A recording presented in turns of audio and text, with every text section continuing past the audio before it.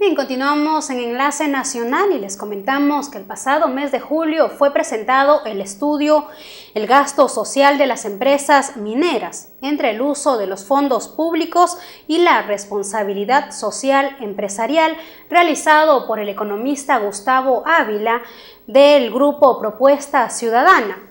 Sobre este tema vamos a conversar con Marisa Glave, ella es investigadora de Propuesta Ciudadana. ¿Cómo está? Bienvenida a Enlace Nacional. ¿Qué tal? Muchas gracias por la invitación.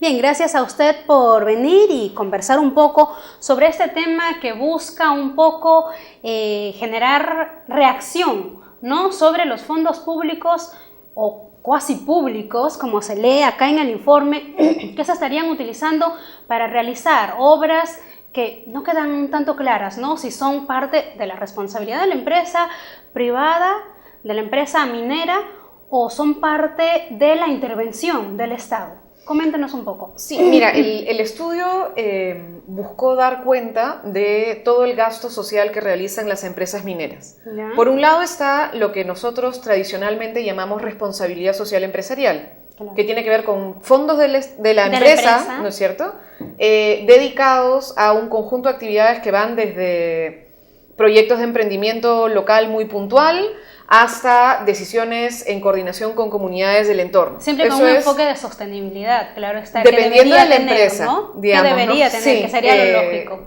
En realidad, hoy en día la discusión sobre responsabilidad social apunta al desarrollo sostenible y a la mitigación de impactos ambientales, ¿no? Pero en tanto en el Perú no es obligatorio, termina estando pues muy en el libre albedrío de la misma empresa, ¿no? Entonces, algunas han aprendido y hacen mejores prácticas y otras aún no están tanto. en camino, quizás. Sí. Pero bueno, entonces ese núcleo, digamos, de actividades, en el caso de la minería, se reportan como algo que se llama actividades de desarrollo sostenible, ADS.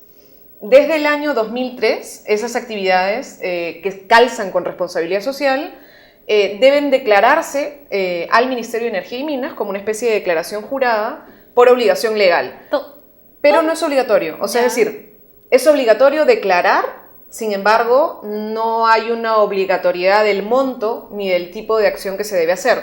Lo que hay es una especie de sugerencia de temas, pero finalmente cada empresa define qué cosa pone y cómo en este paquete que te digo que son acciones de desarrollo sostenible. Como una especie de índice de un formato de explicación de lo que habría hecho esta empresa, ¿se podría decir?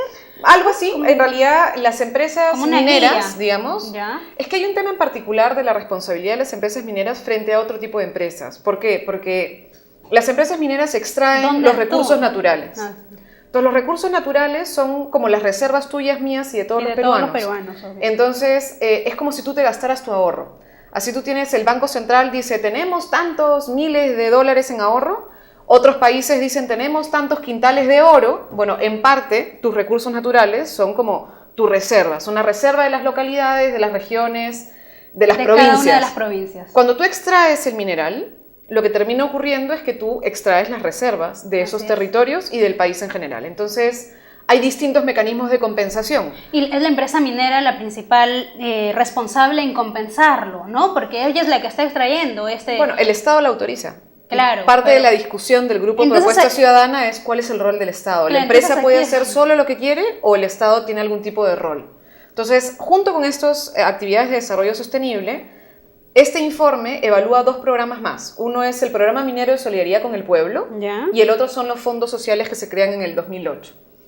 ¿Qué ocurre con estos dos mecanismos? Son las empresas quienes ejecutan, pero en este caso hay una duda sobre el origen del fondo. Es decir, no es plata solo de la empresa que voluntariamente entrega, sino son fruto de convenios con el Estado. En el caso de estos dos programas, las empresas las ejecutan, pero tampoco hay una intervención de seguimiento, de repente ver cuánto se está haciendo por parte del Estado. Simplemente las empresas las hacen de acuerdo a su criterio. La norma planteó un conjunto de obligatoriedades que debían cumplirse. Por ejemplo, crearse comités técnicos que debían ser participativos, es decir, debería estar gente de sociedad civil, gente del gobierno, de los gobiernos locales y las empresas. Pero las empresas hegemonizan, digamos, son el número mayoritario.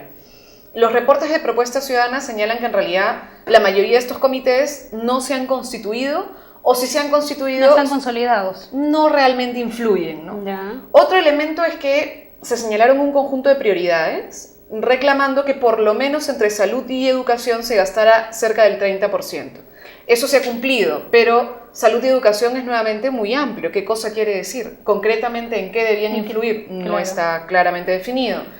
La idea era que estos proyectos, además estos fondos, fueran a desarrollo y no tanto a infraestructura, porque la infraestructura tiende a estar cubierta por la inversión de los gobiernos locales a través de la ejecución del canon. Pero ¿qué ocurrió? En los resultados que nosotros vemos es, acá tienes por ejemplo, en el programa minero, el 42% de los fondos se van finalmente a infraestructura básica, ¿no? Entonces, hay un primer tema. La ley obligó a que hubiera un estudio de base para ver cómo estaba, un estudio de medio término y un estudio de impacto al finalizar el programa. ¿Se ha seguido toda esta pauta para realizar? Dos de las tres, o sea, es decir, hay estudio de base, la mayoría de empresas la han hecho, algunas han hecho el estudio de medio término de calidad, otros han hecho unos estudios bastante bajos y el Ministerio de Energía y Minas no ha terminado de calificar, digamos, esto, y este programa debió durar 2007, 8, 9, 10 y 11 y eventualmente ejecutarse hasta el 2012. Estamos 2014 y todavía no tenemos los estudios de impacto.